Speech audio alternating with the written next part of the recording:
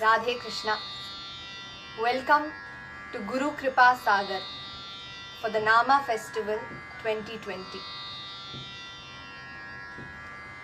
Gopika Jeevana Smaranam Govinda Govinda Sadgurunath Maharaj Ki Jai. Mandasmitamukambojam Mahaniya Gunarnavam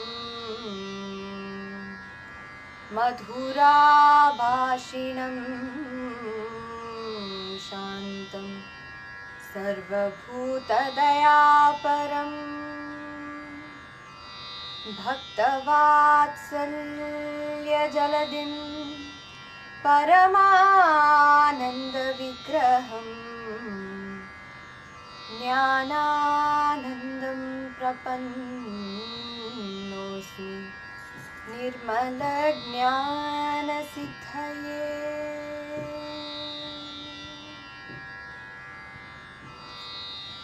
Radhe Krishna. When this man stepped onto the stage for the first time, nobody could have imagined how this man in a saffron dhoti, veshti, would capture the world's attention. Before he would ever begin to speak on any podium, however small or large the gathering, he bowed his head down in reverence, praying to his Guru, Swami Jnanananda Giri, to speak in lieu of him. This beginning told the world that this man was not here to proclaim the teachings of the God or the Lord himself.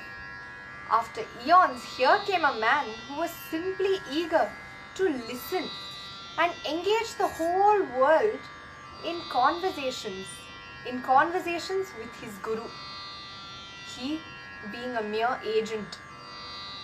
What was so special or different about this man or these conversations? The edge lied in the fact that this man could break the bridges and fill the gaps between both ancient and contemporary thought and philosophy. Now, Hinduism has been in conversation with the world for a long time. The focus and quality of this conversation has consistently influenced and often altered the direction of humanity and human history. Over the past 100 years, an ever-increasing number of people decided not to participate and engage in this conversation. As they exited, they grew indifferent to the concept of Hinduism or Sanatana Dharma, making this indifference the greatest enemy to this modern secular world. To the casual observer, it could seem that in an age of limitless conversation, in an age of limitless communication and constant dialogue, perhaps Hinduism will be the last remaining monologue. But this would be an observation made by casual observers like you and me. But this was not so with Swami Haridas Giri, the sixth in line of descendants of the Shankara Jyotir Mutt and the devotee of Swami Jnanananda Giri. He was the devotee of the highest order. Now, what would be the Mahabharata if not for Ekalavya? Perhaps Arjuna would have been replaced by Ekalavya, and the Bhagavad Gita, a conversation between Krishna and Arjuna, would now be known to us as a conversation between Krishna and Ekalavya. But that is not so. And all this was simply because of Ekalavya's devotion for his Guru, his ability to cut off his thumb, a finger most important for an archer, simply because his Guru suggested it. This changed the course of the entire Mahabharata as we know it today. Such was the devotion of Ekalavya for his Guru Dronacharya.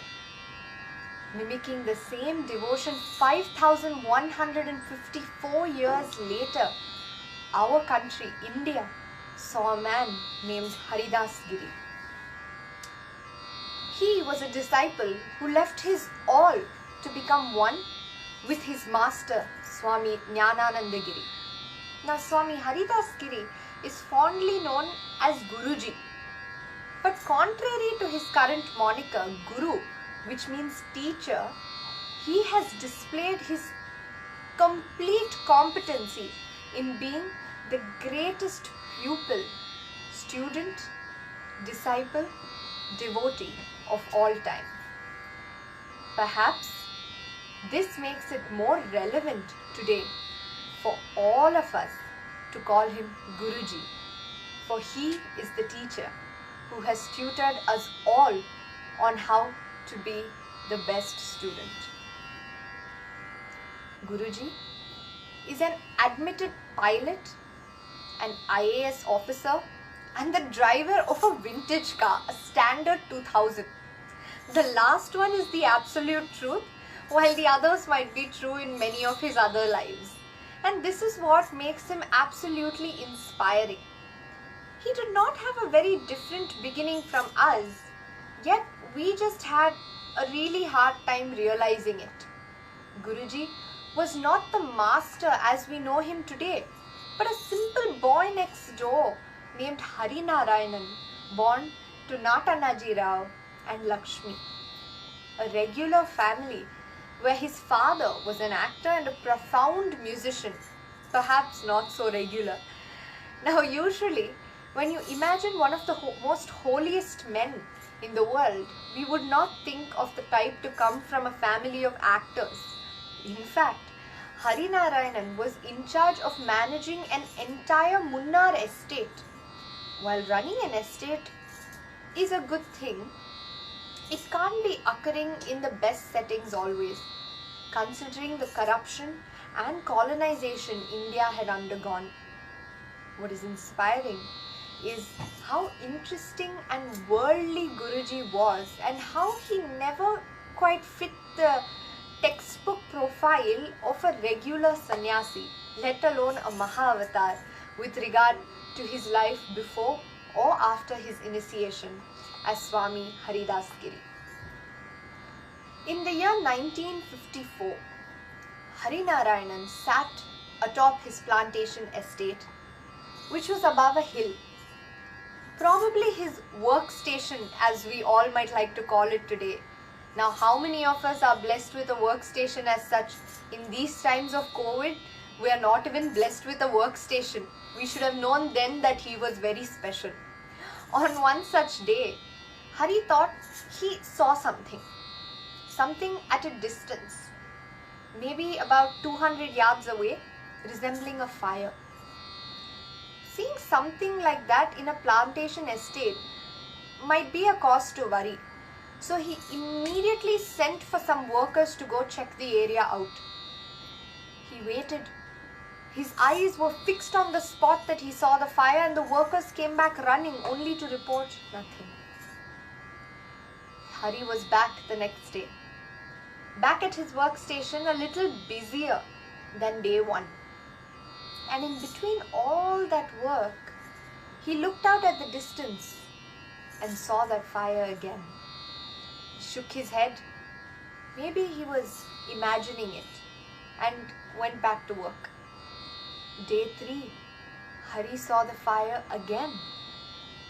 Now his nights were becoming restless. His mind constantly went back to the fire he had seen. This went on for 7 long days. And on the 7th night, Hari was woken up with a knock at his door. What Hari felt in his heart at that moment was indescribable. He walked to the door, one step at a time, each growing more confident than the previous. He had finally made it to the door, ready to face anything he would find outside. Or that's what he thought. What he didn't know was nothing would have had him ready for that moment. For that moment would change his life. He finally opened the door and saw a fire, this time closer and so much bigger. But before he could comprehend what he had come upon, the fire was gone. In its place stood a man, a little old man with no fringes of grey. This man had a wizened face and wore a saffron robe. With each movement, there was an aura of pleasantness all around him. He had the look of a man who knew that there was never an age where you could not stop learning. Life would never stop teaching, and there was a whole world of learning to take away. Hari had frozen. The man began to speak. "You do not belong here. Haridas is for the world," he said before disappearing once again. Who was this man? Why did he address Hari Narayanan as Haridas? These were questions that kept Hari awake all night. He waited for the sun to rise, for him to see the fire again. He ran to the plantation and narrated the series of events to his boss.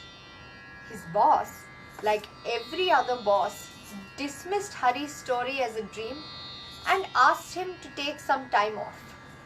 Unlike our bosses, he gave Hari the time to go on vacation. 15 days off, he said. Now this was his chance. Hari rushed back to Madras from Munnar to meet his father Natannaji Rao. His father immediately sensed the confusion in Hari's mind.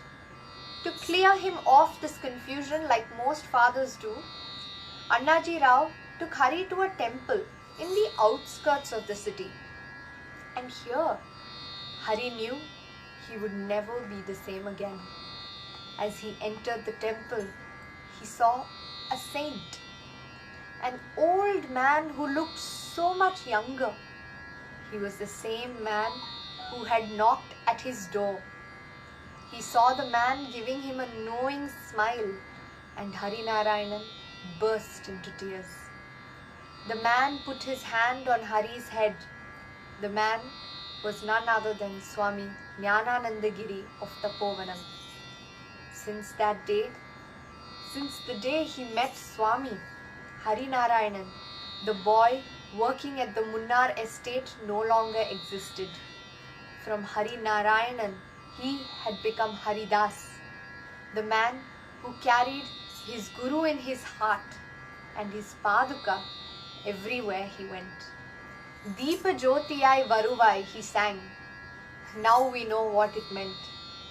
Hari Narayanan, now Haridas, was going to have to be a survivor. Coming in direct contact with his Guru was far from the ultimate path that would lead him to his destination. He had a long way to go.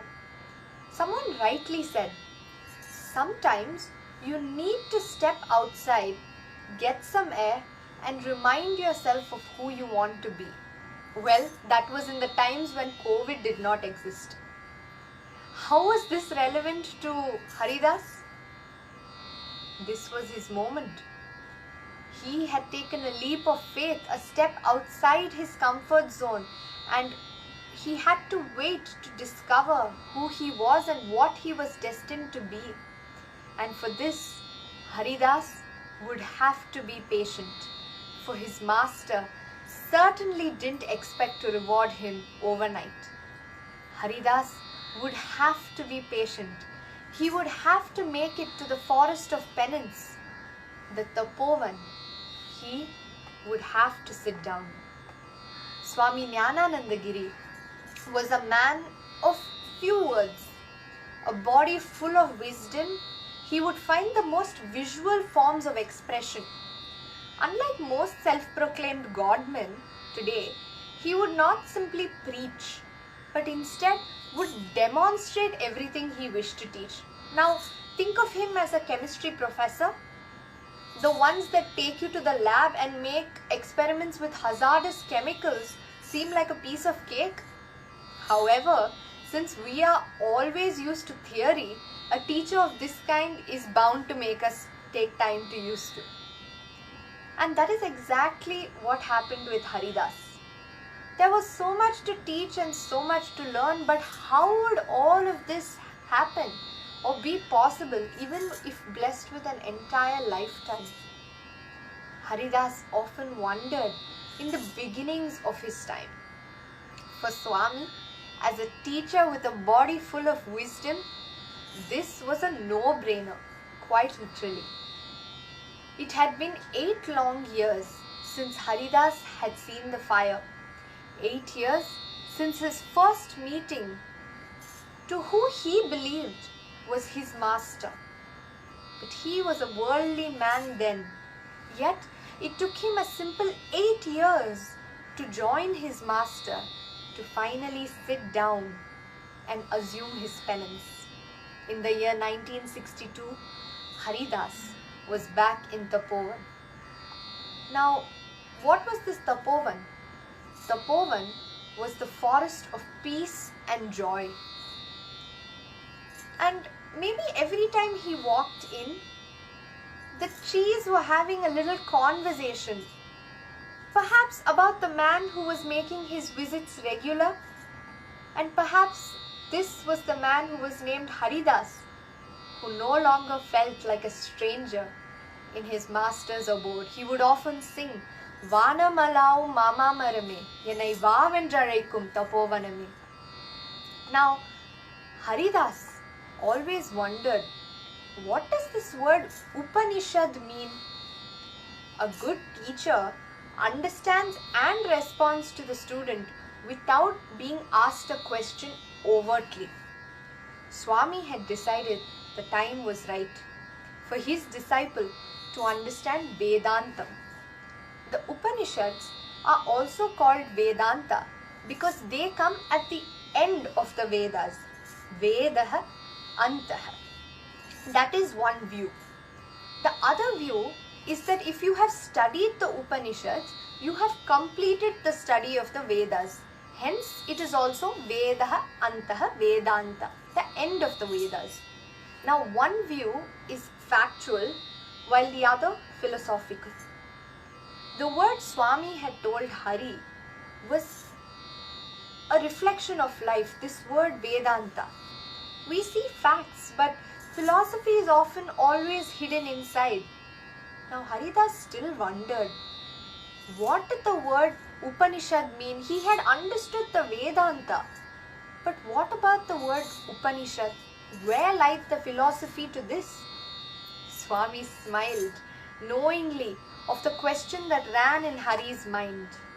He asked Hari, what did you do when you saw the fire 8 years ago? Hari replied, rather as a matter of fact. I moved closer to find out what it was. Upa, Swami replied. Haridas had understood.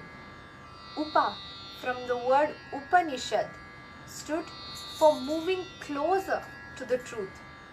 This was the philosophical context. In the practical context, it meant to move closer or nearer to the Guru.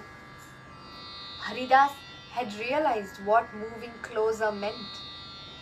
It meant to dissolve the obstacles between you and that somebody so that learning takes place without reservations. The last syllable shad meant to sit. When you sit down physically, it means you are ready to listen. You are ready to relax and understand the deeper meanings of reality. It means the settling down of the mind, the mana and the chitta. It meant transforming from the wanderer, the wavering mind, to the settled mind. Now the syllable ni that connects upa and shad indicated the degree or level of sitting. Ni meant sitting down at a level lower than that of the Guru. Swami had demonstrated all this to Hari 8 years ago, and Hari came to understand it only 8 years later. This he began to call Guru Anugraham. One would always wonder how and when did Guruji learn everything he knew? This was a question that haunted me too. And then as I began reading about him, trying to see what material I could gather for today, it hit me that when Guruji met Swami, his Swami had made it a point to bless him with all the knowledge he held.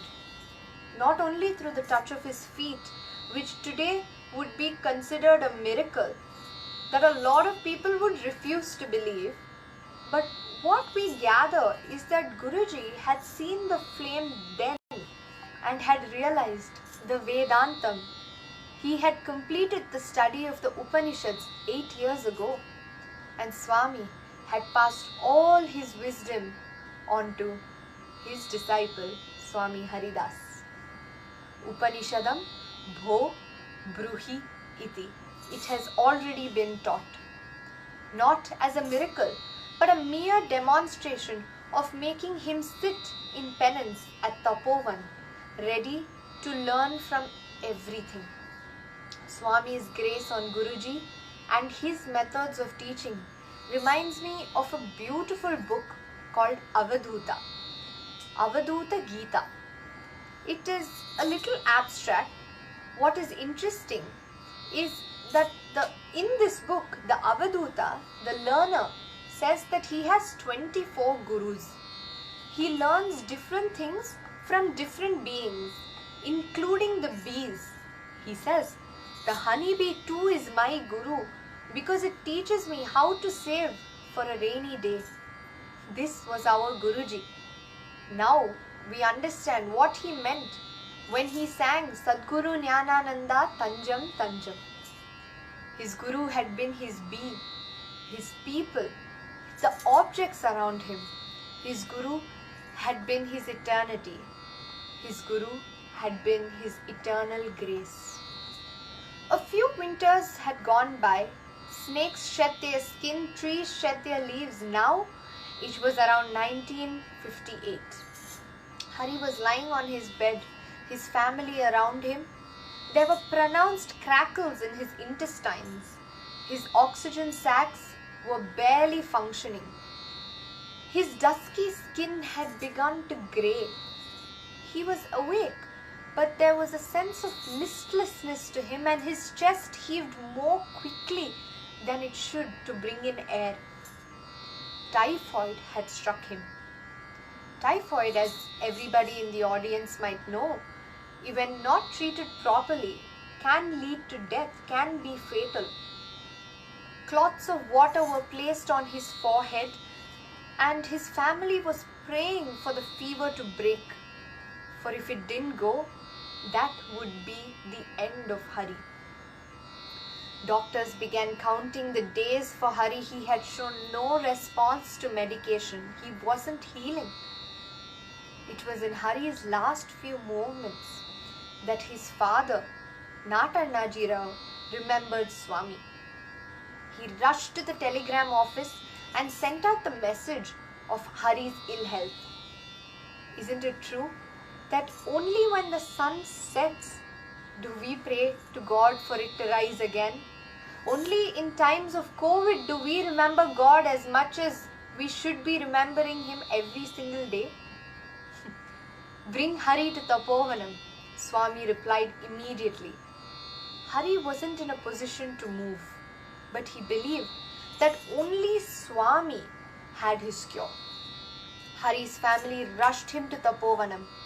Annaji Rao pleaded to Swami to save his son. He begged Swami to do anything to save him. He was willing to give anything. Swami smiled. He raised his hand. It was white with vibhuti, ash. Before he could reach Hari's body, he murmured a soft prayer. Next minute, Hari's body was smeared with vibhuti. A few moments later, Hari's pulse had gone back to normal. He was healing. Hari's father came running to Swami, falling at his feet. He was overwhelmed with joy, like every parent is. It was then that Swami smiled again. He said, "Let this boy be mine," as he pointed to Hari. Annaji Rao had made a promise to offer anything in return for his son's life, and this was the price he had to pay. The man didn't flinch. He looked at Swami. He had recognized the divinity within him. He quietly agreed. This was the end of Hari. This was the beginning of Dasar. This was the beginning of Haridas, and this was the beginning of our Guruji. Hari had been granted and sanctioned sannyasam. He was now Swami Haridas Giri, the chief disciple of Swami Jnanananda Giri of Tapovanam. Gururongri Padme Tadakkim Tadakkim Tadakkim. For a man who was renunciated, who was free from the bonds of strings that attach humanity, Swami Haridas had clear insight into life. Everybody believed or still believe that with sannyasam comes a horde of independence. But Swami Haridas believed in a different philosophy. With his sannyasam, his asceticism, he believed came a stockpile of dependence. You might wonder what I am saying, but one of the greatest things I have managed to gather from Swami Haridas Giri's life is the belief that he was dependent. In fact, one of the most dependent people to be alive. Everyone depends on someone. Someone has to build your house. Someone has to grow your vegetables. Someone has to bring you your food. But Swami Haridas had one more dependency apart from all of these. He had depended on his Swami to merely survive. 1 year had passed and Swami Haridas had already become a familiar name. No, not just in Tamil Nadu, all across India. Swami Haridas had begun to sing the songs of the Lord. He had begun to perform bhajans, Nama Sankirtanam, every chance he'd get. But he believed he was so dependent that every time he would step on that stage, he would not begin without emphasizing his dependency on his Swami. He would say, "Yellamulla Gurumurtiye, yen ullai okarndu ennai pesha vekkattum." As a poor translation, this meant, the all-encompassing Swami, the one resting as my soul, allow me to speak in your behalf. Such was Swami Haridas's dependency on his Guru, and such was his surrender. Chandra is called Soma, which means the elixir of regeneration. Swami Haridas was a man who was brought back to life through the elixir of Guru Bhakti. He was now ready to regenerate and disperse all he knew to the entire world. Now, how did he decide how to spread his knowledge? The choices he had were plenty, but he had primarily two big choices in front of him. One, he could choose to continue to flower the Vedic practices that only a minority in the society followed, or he could choose to be inclusive of every member of the society and share with them everything he knew.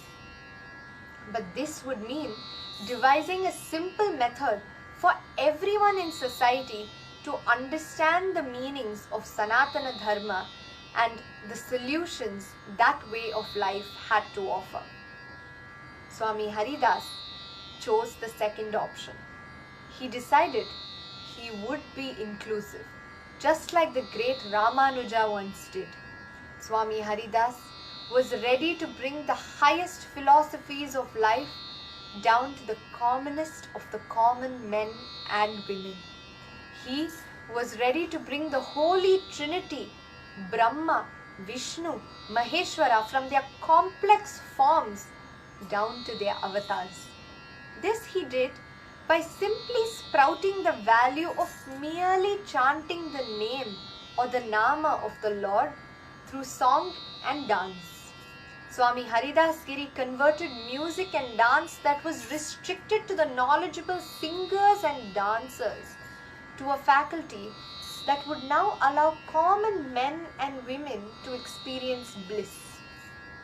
This music he called Nama Sankirtanam, and dance he called Divya Nama Sankirtanam.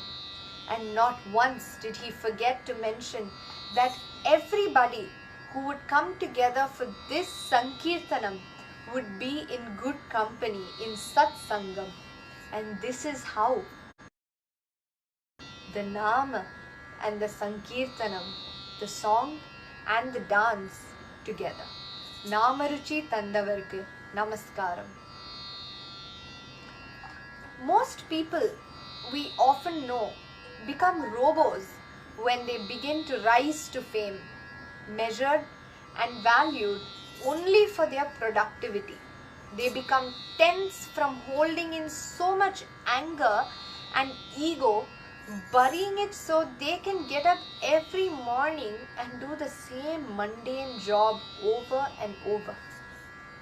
Some become so tense that they begin piling damage until everything around their life explodes. Swami Haridas wasn't like them. He was a total enigma. No one could tell how or why. As he began to rise to fame, like everyone else, he had the same reasons to be bitter. But he walked and talked like he had just been on an inspiring hike in the mountains. Somehow, the stress would never consume him, but roll off him like raindrops on leaves. Every day was fresh to him. Every person was new. So much that he did not know how to hold a grudge, even if it came to it. Swami Haridas had gone around the whole world performing the Nama Sankirtanam. Now for a man who had so many excuses to drown in his pride, Swami Haridas was a modest man with remarkable control of his emotions. This the devotees recognized and gave him his most popular moniker, Guruji. Just being next to Guruji was like a vacation, but he was no open book. His devotees from across the world gave him so much, but Maharashtra gave him so much more. Guruji always believed that his passion for his Swami and the Lord would take him through his life. What it did was greater. The anugraham of Swami and God to Guruji through phases. It took him to places where he found answers to burning questions that ran in his mind. Initially, Guruji sang songs of his Swami and followed the Sampradaya Bhajan pattern. Little did we know that he would soon find his Ishta Devata, for whom he would go to the end of the world and back. One such day, as he got off a train from Chennai to Pandharpur, he had stepped across the borderline between the seen and the unseen. What had brought him to a place like Pandharpur all of a sudden? A simple name, Panduranga. The name felt to Guruji as if something rolled off his tongue like a marble rolling on the floor. He couldn't get it out of his head. It was so beautiful. The name so unique sounded to him like a piece of art. Panduranga, the name was perfect. Guruji believed he couldn't utter the name until he saw if the deity did justice to the name. To Guruji, the name tasted like cold buttermilk on a hot summer evening. It was like nothing could be better. And that brought him to the station of Pandharpur. Guruji had made it. He was the most curious man. He waited like a child would wait for candy to see if the deity would really do justice to the name that now sang in his mind. He steeled himself to keep moving into the small temple, his hair on end. The air began to get several degrees cooler, and soon Guruji began to quiver. With each closing step, he could hear the signs of life around him fade away. Panduranga, Guruji's voice shivered when he saw the deity stand over a piece of brick. People often spoke of the color of skin as if it were of importance. Yet here was a god that looked beautiful in the darkest shade of black. Emitting from this idol came an intensity, an honesty, a gentleness that Guruji had found only once before in his Swami. On the night of the fire, perhaps this was what it meant to see God. Finally, he knew that the name Panduranga had found the perfect idol. It was then that Guruji brought the Bhakta Vijayam, Mahabhakta Vijayam down to the south. Rupa Pahata Lochani was a song he would often render beautifully for his Ishta Devata, his Panduranga. Everything up until that moment had been exciting. No one guessed that from here on it would go from excitement to ecstasy. Reality, or perhaps the illusion of it, had hit everyone hard, but not Guruji. He had responsibilities, twice the size now, and to fulfill these responsibilities, Swami had promised that the whole world would be his aid. And so it was. Guruji was offered his first international program in Sri Lanka. This was the beginning to his adventures in Malaysia, Singapore, Canada, United Kingdom, so on and so forth. He traveled to the corners of the world, gathering and dispersing the knowledge he had earned from his Swami. Now, what was Guruji's true purpose?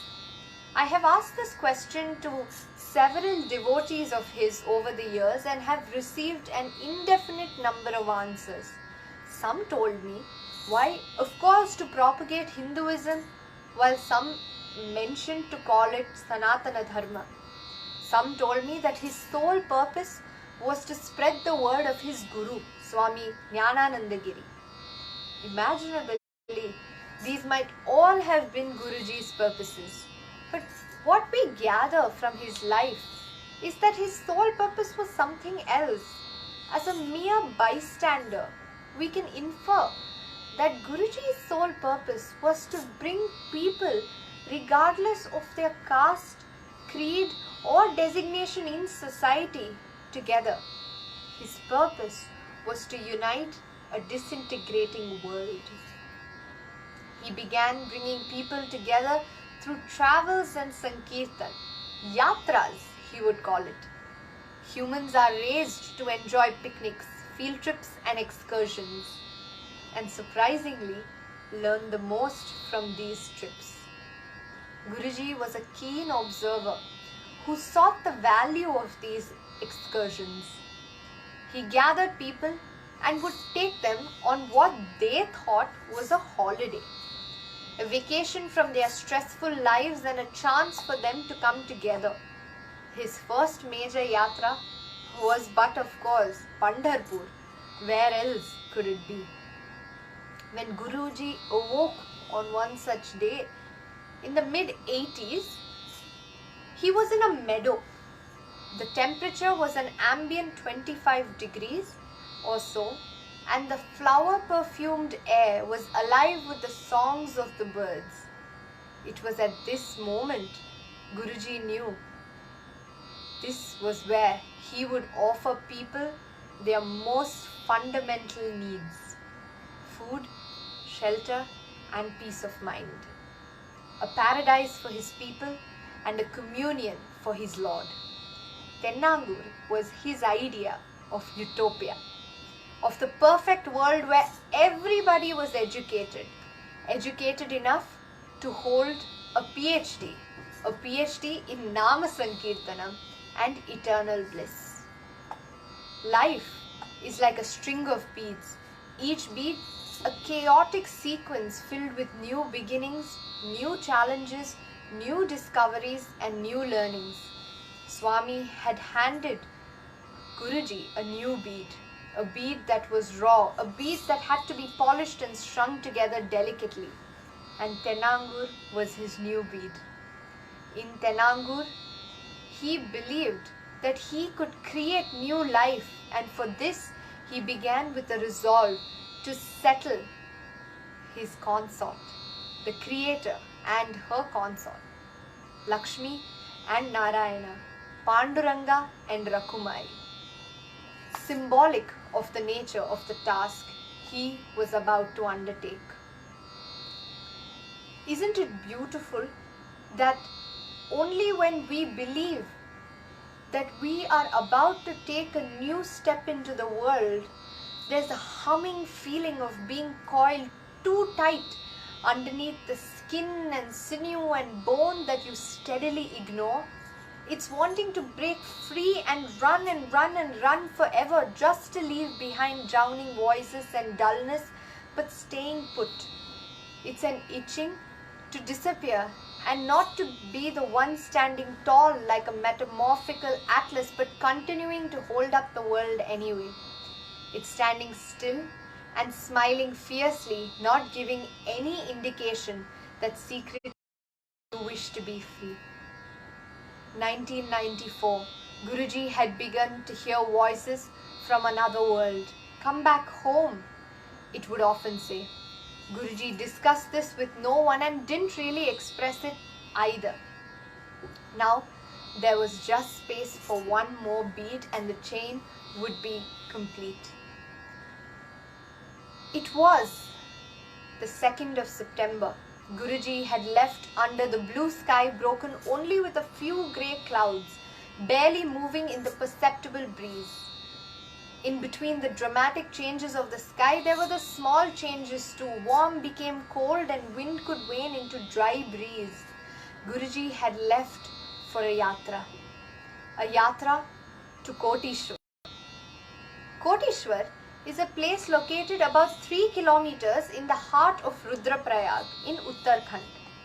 Rudraprayag is part of the Panchprayag of the Alaknanda river, the point of confluence between Alaknanda and Mandakini, Guruji said as he down to the river on the evening of September 4th.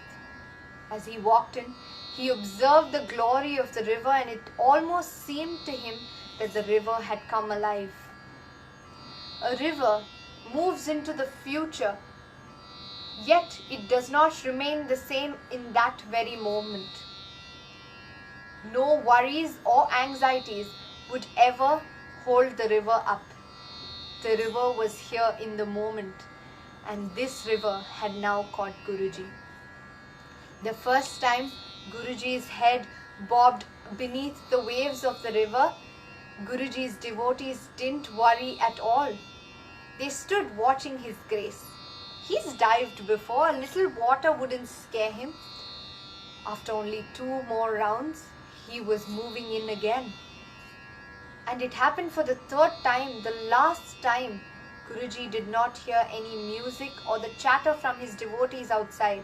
His body rose like seaweeds rippling in the currents. He was sinking faster until suddenly there was a splash. A man named Anand had jumped in. Another splash. A man named Pushpa, a woman named Pushpa had discovered their true self. Their faith and love was immense and intense. They were mirrors, the true, lasting kinds. Water was closing in on the 3 of them. They were moving farther away from sight like the river. For one moment it was there, and the next it was gone. They were gone. The mist swallowed the base of the river.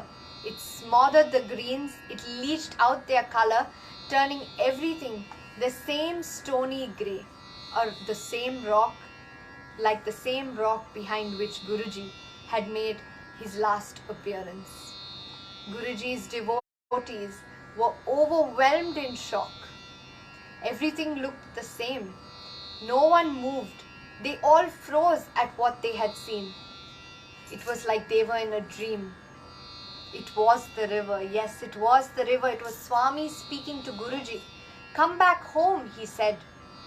And today he decided to act on it. Teaching us in this moment, Guruji taught us to live life completely, remain fearless, for in the end, we would all meet with the ocean, the Supreme Lord, just as the river does every single day. Even in difficult times like we are in now, like the world is in now, Guruji constantly reminds us to remain fearless, for in the end, we would all meet with the Supreme Lord, and for the Supreme Lord would always be there to assist us.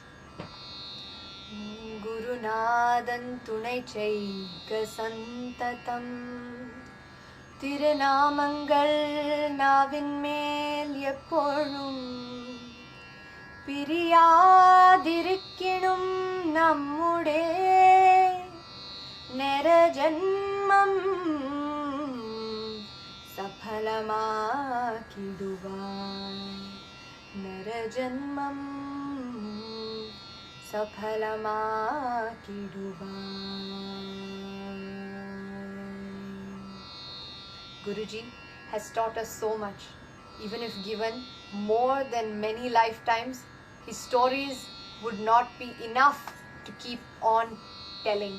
But today, I thank the volunteers of the Nama festival, my family, and all the audience for waiting so patiently and listening to the story of the country's greatest Guru, Swami Haridas Giri. Thank you for being patient, and I wish that everybody is in good health and stays well and safe at home. Radhe Krishna. Thank you. Gopika Jeevana Smaranam Govinda Govinda Sadgurunath Maharaj Ki Jai. Radhe Krishna.